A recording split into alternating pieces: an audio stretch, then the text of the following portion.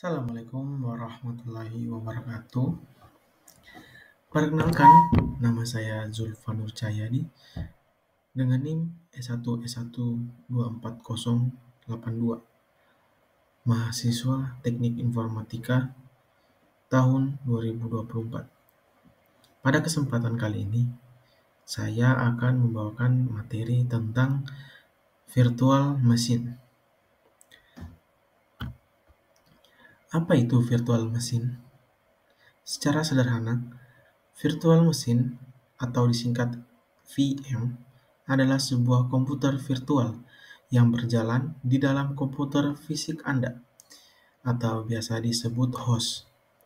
Bayangkan Anda memiliki sebuah komputer dan dalam komputer itu Anda menjalankan satu atau lebih komputer lain secara bersamaan. Itulah yang disebut VM. Bagaimana cara kerja virtual machine?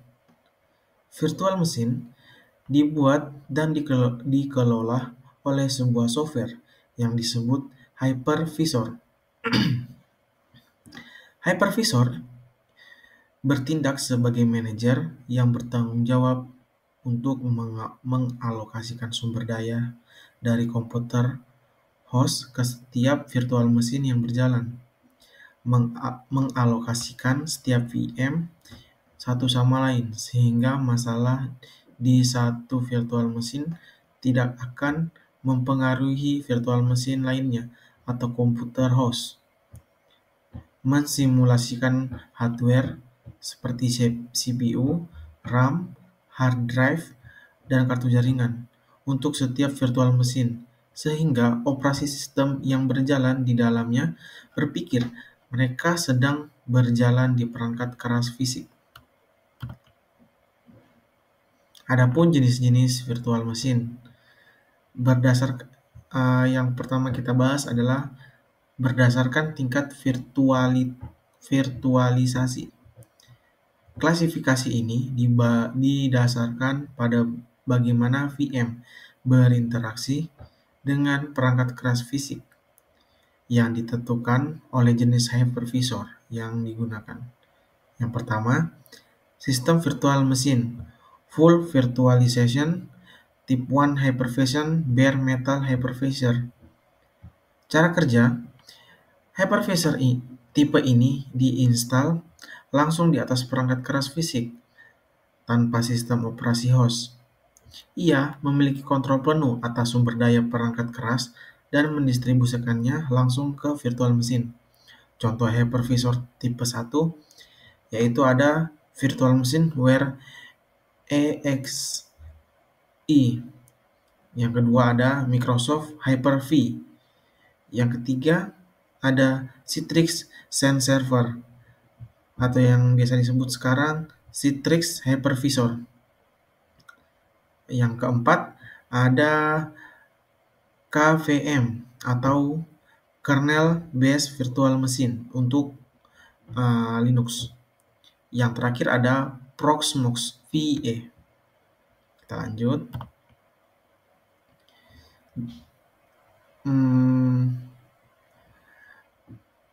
Proses virtual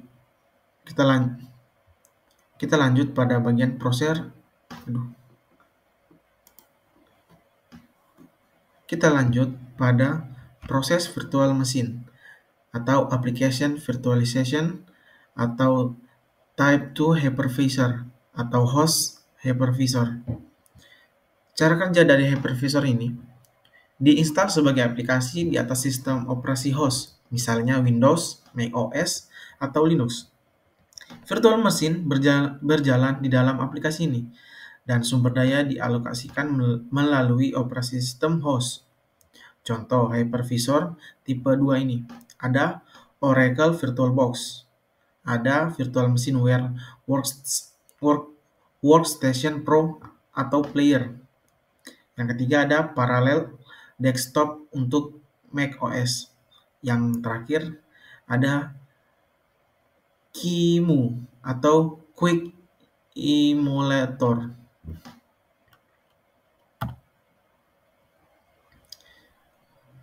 Yang kedua kita bahas jenis-jenisnya itu jenis-jenis yang berdasarkan fungsi atau tujuan penggunaan. Yang pertama ada desktop virtual machine.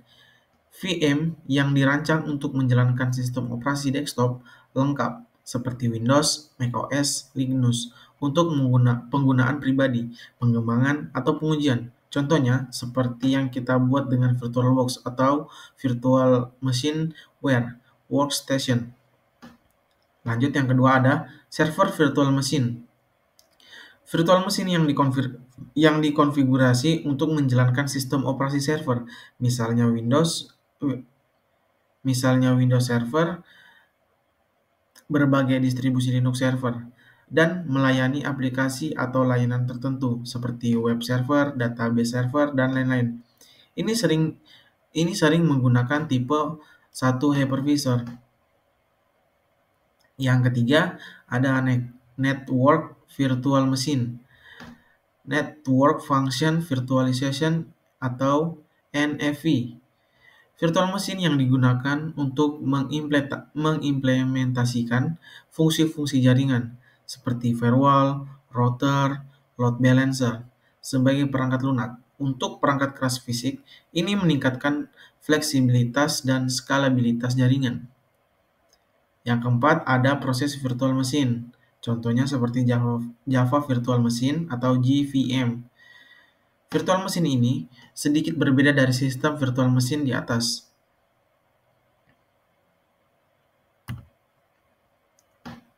Kita lanjut kelebihan dan kekurangan VM. Yang pertama, kelebihan virtual machine. Kelebihan yang pertama yaitu isolasi lingkungan. Setiap virtual machine berjalan secara independen. Artinya, masalah pada satu virtual machine, misalnya crash operation system atau serangan malware, atau biasa disebut pembajakan, tidak akan mempengaruhi virtual machine lain atau sistem host. Ini sangat ideal untuk pengujian perangkat lunak atau menjalankan aplikasi yang berpotensi tidak stabil. Kelebihan yang kedua yaitu penghematan biaya. Dengan menjalankan beberapa server virtual di satu perangkat keras fisik, Anda dapat mengurangi kebutuhan akan banyak server fisik, menghemat biaya perangkat keras, listrik, dan pendingin. Fleksibilitas dan probabilitas. VM dapat dengan mudah dipindahkan dari satu host ke host lainnya atau bahkan dari satu platform virtualisasi ke platform lain. Ini memudahkan migrasi sistem dan pemulihan rencana. Kelebihan selanjutnya yaitu pengujian dan pengembangan. Developer dapat dengan cepat membuat lingkungan pengujian dengan berbagai sistem operasi dan konfigurasi tanpa perlu perangkat keras terpisah. Ini mempercepat siklus pengembangan dan pengujian. Kelebihan selanjutnya, konsolidasi server. Perusahaan dapat mensolidasikan banyak server fisik menjadi lebih sedikit server fisik yang kuat dengan menjalankan banyak VM di atasnya, meningkatkan efisiensi penggunaan sumber daya. Kelebihan selanjutnya, kompatibilitas aplikasi lama. Kelebihan ini, Anda dapat menjalankan sistem operasi lama di dalam virtual machine untuk menjalankan aplikasi warisan yang mungkin tidak kompatibel dengan sistem operasi modern. Selanjutnya, kelebihan yang terakhir, snapshot dan rollback. Kelebihan ini, Anda dapat mengambil snapshot dari virtual machine pada titik waktu tertentu yang memungkinkan Anda untuk kembali ke keadaan tersebut jika terjadi kesalahan atau kerusakan. Kita lanjut pada bagian kekurangan virtual machine. Kekurangan pertama pada virtual machine ada overhead kinerja. Setiap VM atau virtual machine menjalankan sistem operasinya sendiri dan mengemulasi perangkat keras. Ada overhead kinerja dibandingkan dengan menjalankan aplikasi langsung di host. Ini bisa mempengaruhi kecepatan boot dan performa aplikasi yang membutuhkan banyak sumber daya.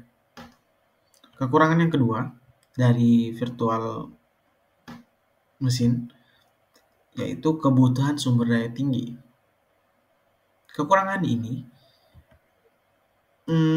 biasa untuk menjalankan beberapa virtual mesin secara bersamaan dengan baik. Sistem host membutuhkan spesifikasi hardware yang cukup tinggi, seperti CPU, RAM, dan penyimpanan yang besar. Jika tidak, kinerja bisa menjadi lambat atau lemot. Kita lanjut, kekurangan yang ketiga yaitu ukuran yang besar. File virtual mesin, terutama yang berisi sistem operasi lengkap, cenderung memiliki ukuran yang besar, bisa beberapa gigabyte, yang membutuhkan ruang penyimpanan yang signifikan atau banyak. Kekurangan selanjutnya ada satu titik kegagalan. Jika host fisik mengalami masalah, misalnya kegagalan hardware, semua virtual mesin yang berjalan di atasnya akan terpengaruh atau tidak dapat diakses. Dan kekurangan terakhirnya, yaitu kekurangan kelima, ada manajemen kompleks.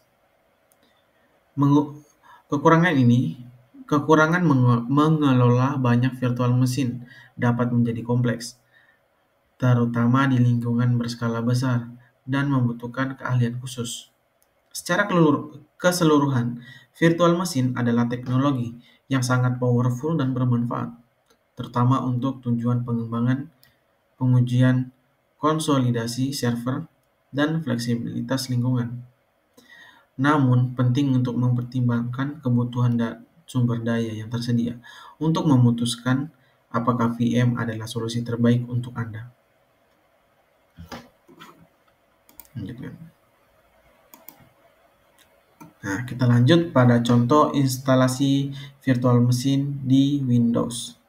Misal, jika kita ingin memakai Windows 10 dan ingin mencoba menggunakan Windows 11, tetapi kita tidak ingin untuk mengupdate Windows utama di PC atau laptop kita, karena mungkin mager, malas, atau berat, atau apapun itu. Kita bisa mendownload serta mencoba Windows 11 dengan adanya virtual mesin dengan bantuan software VirtualBox.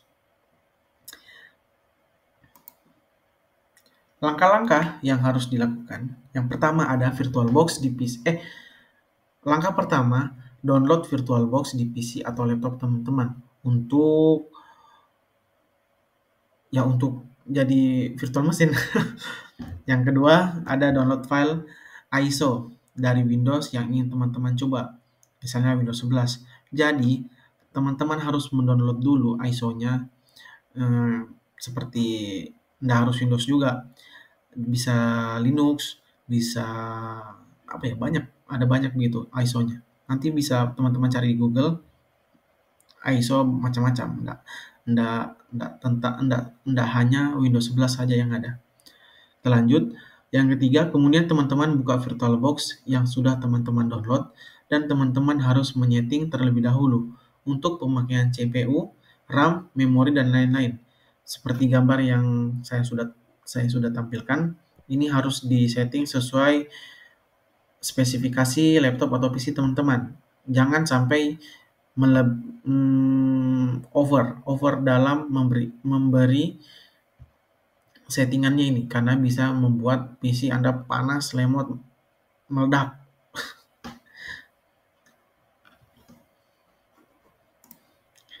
Nah, langkah-langkah yang selanjutnya, ketika teman-teman mengatur semua sesuai yang saya instruksikan, teman-teman bisa klik start pada bagian kanan.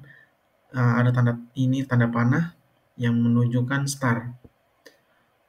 Ini digunakan untuk memulai Windows 11 di PC atau laptop teman-teman. Mungkin segitu saja dari saya. Kurang dan lebihnya mohon dimaafkan. Terima kasih.